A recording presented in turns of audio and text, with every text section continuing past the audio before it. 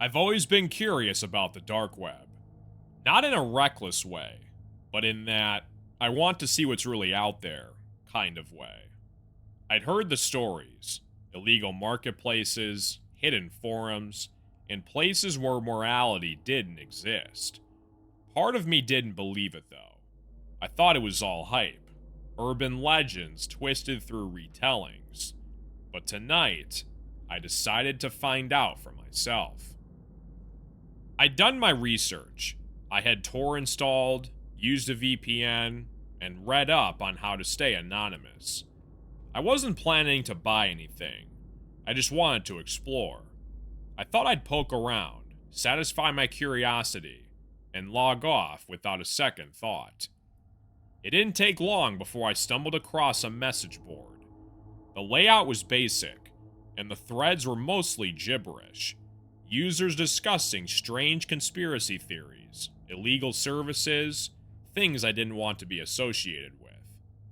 But there was one thread that caught my eye, titled, "Join the conversation, if you dare." The thread had a single post at the top, no replies. It simply read, "To those who seek knowledge, ask a question, and you'll receive an answer. But be warned, once you ask, you're committed." Underneath, there was a single text box waiting for a question. I hesitated, feeling a twinge of unease. It was probably a joke or some creep trying to get a rise out of people. But I couldn't help myself. I typed, "What is this place?" Almost immediately, a response appeared in the thread, like someone had been waiting for me.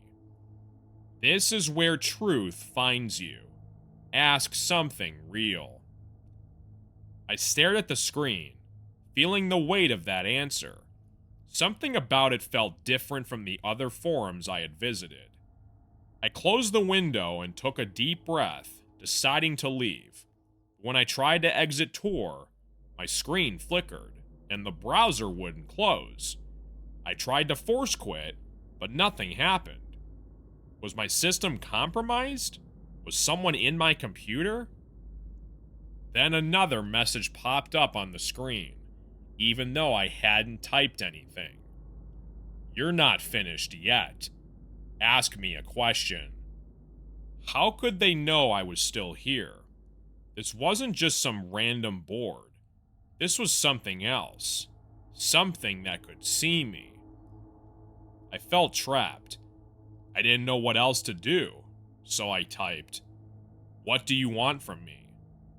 The reply was instant again. "We want to show you the truth. Let us in." The cursor began to move on its own. Slowly, it hovered over a link that I hadn't noticed before, labeled simply, "Enter." I slammed my laptop shut and yanked the power cord out of the wall. I sat in the dark, breathing hard, my pulse racing in my ears. I couldn't shake the feeling that whatever I'd stumbled upon was still watching me, waiting. A few minutes passed. I told myself it was just a scare tactic, that I hadn't done anything wrong. I just needed to calm down. After a while, I cracked open the laptop again, hesitantly pressing the power button. It didn't turn on. No lights, no sound, dead. Relieved, but still shaken, I decided to put it aside and go to bed. Maybe in the morning I'd laugh about how paranoid I'd gotten. But as I lay there, staring at the ceiling, my phone buzzed from the nightstand. I checked it. An unknown number.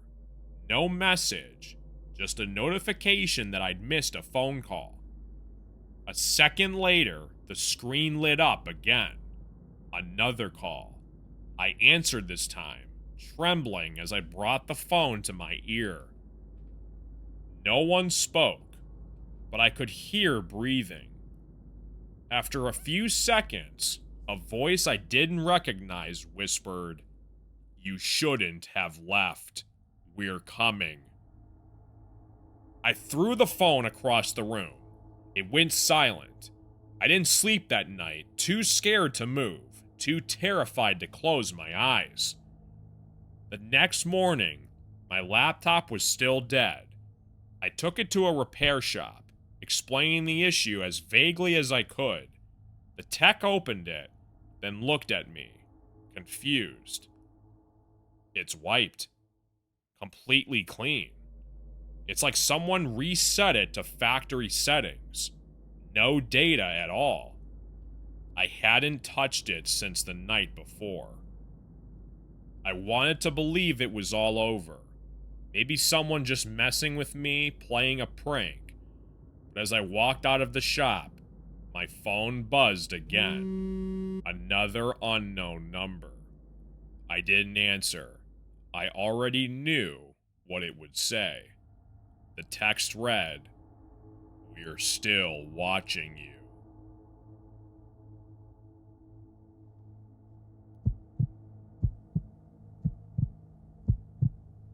I never thought I'd end up on the dark web. It always seemed like one of those internet myths, the kind of place where people claimed you could buy anything. Drugs, weapons, stolen identities, but it was never something I intended to see for myself. Until last night. I was just bored, scrolling through a tech forum, when someone mentioned an invite-only site on the dark web, known only as the auction. The way they described it piqued my interest. They said it wasn't about drugs or weapons, it was about something far worse. The post didn't say much, just that you'd had to find the invite, and it would be worth your time if you were curious. I shrugged it off at first, but late that night, alone in my apartment with nothing else better to do, I decided to look into it.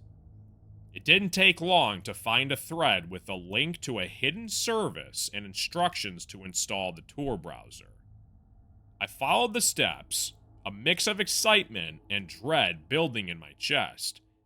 I figured it was probably just a scam or some trolling site meant to freak people out. When I finally got in, the homepage was eerily simple. A black screen with white text that read, "Welcome to the auction. Proceed?" There was only one button, and I hovered over it for a moment before clicking. The screen flashed, and then a list of auctions appeared, each with a countdown clock next to it. The items up for bid were strange. Some were labeled as rare artifacts or lost historical documents. But then there was more disturbing listings. Human experiences, live feeds, exclusive events. I wanted to back out, but before I could, a new listing popped up at the top of the screen. Your future. Starting bid, $500. I blinked, unsure if I was seeing this correctly. Your future? What kind of twisted joke was this? I stared at it, feeling uneasy, but unable to look away. I clicked on it to see more details. The page was mostly blank except for a short description. Bid on this lot, and you will know exactly how and when your life will end. The truth is non-refundable. This had to be fake, right? It was just some sick game, someone's idea of fun. But something about the simplicity of it, the cold, factual tone, made my skin crawl. The countdown said there were only 2 minutes left to bid. I wanted to close the window, but my hand wouldn't move from the mouse. I watched as the bid started rolling in. $500, $750, $1,000. People were actually bidding on this. Each new bid sent a shiver down my spine. With 30 seconds left on the clock, I couldn't resist anymore. My curiosity got the best of me. I placed a bid. $1,250. The screen flickered as the bid was accepted, and I immediately regretted it. What the hell was I doing? What if this wasn't a joke? The countdown timer hit 0, and a message popped up. Congratulations, you've won. I stared at the screen, waiting for something else to happen. Then an email notification appeared on my phone. The subject line read, "Your future." My hands were shaking as I opened it. The message inside was short, but chilling. You will die tonight at 11:36 p.m. It will be unexpected. Prepare accordingly. I froze. The timestamp on the email was for exactly 1 hour from now. I slammed my laptop shut, my heart racing. This had to be some kind of joke. Just a creepy site that sent out random death threats to freak people out.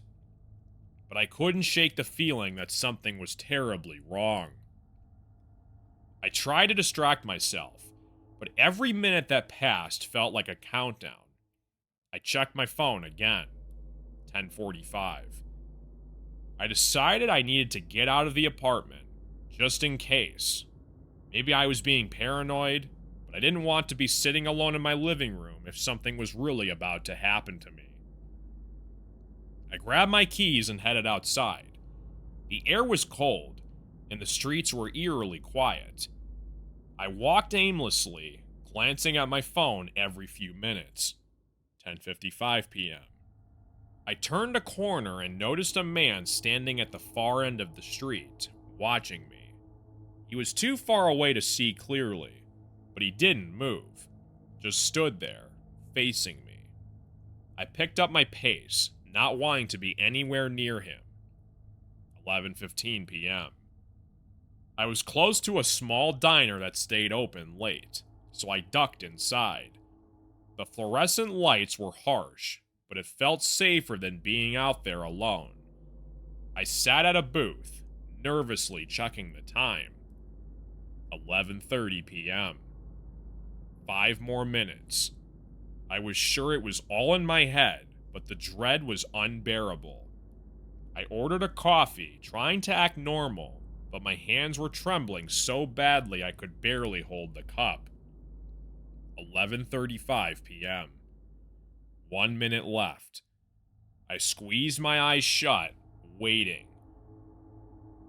I gripped the edge of the table so hard my knuckles turned white. The second hand on my watch ticked to 11:36 p.m. Nothing happened. The diner was still, the sound of distant traffic humming outside. I opened my eyes, letting out a shaky laugh.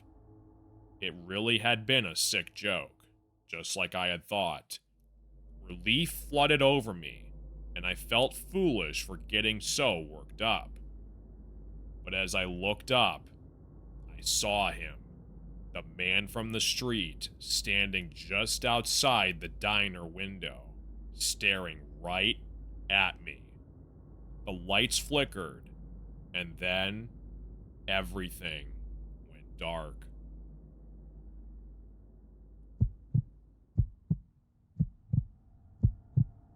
It started with a dare. My friends and I were hanging out in the usual spot, a dingy basement at my friend Mark's place, eating pizza and talking about the most random, messed up things we could think of. Somehow, we ended up on the topic of the dark web. We'd all heard the stories. People hiring hitmen, buying organs, creepy live streams, but none of us had actually ever seen the dark web ourselves. "I bet you won't last 5 minutes on there," Mark said, laughing at me. "You're too soft." I shrugged. I wasn't one to back down from a challenge, especially not in front of my friends. "Fine, I'll do it, right now." Mark's eyes lit up, and before I knew it, he was setting up his old laptop, connecting to the Tor browser, and handing it over to me. Find something messed up. Something that'll actually scare us, not something cheesy. The screen flickered to life as I navigated through shady links and forums. Most of what I found was just boring. Drug dealers, counterfeit documents, stuff like that. Then after about 20 minutes of researching, I stumbled upon something unusual. The website was plain, just black text on a white background. The title at the top read, The Whisperer. There was no description, just a single button that said, Enter. I hovered the mouse over it, feeling a weird sense of unease.